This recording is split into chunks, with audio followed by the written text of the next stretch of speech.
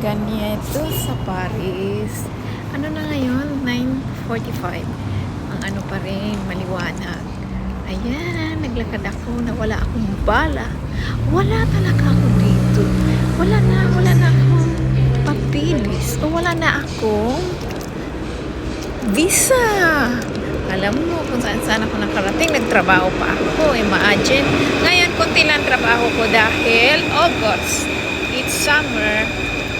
Bakasyon. Ayan, may metro ngingay. Ayan.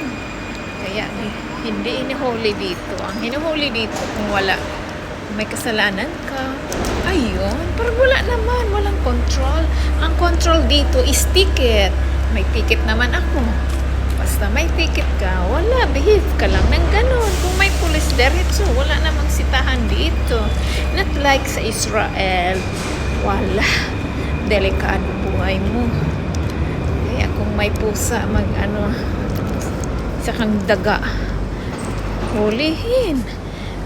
Kagabi may may pusa dito. Wala dito. Wala akong bala.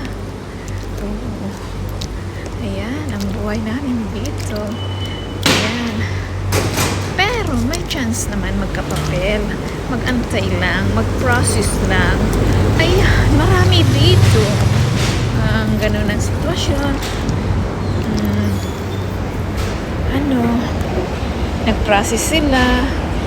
May dalawang klase ang pagpaprocess, lalo na sa mga walang bala. Merong privy, merong salary.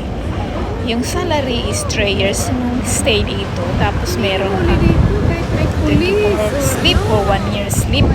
Sleep. O yan. Lang. Tapos yung privy naman, 7 years. Kailangan meron kang ebidensya na nag-stay ka dito. Meron kang katibayan. Meron kang ipakita na ganan. Like, mga bills every month ba natin sa'yo.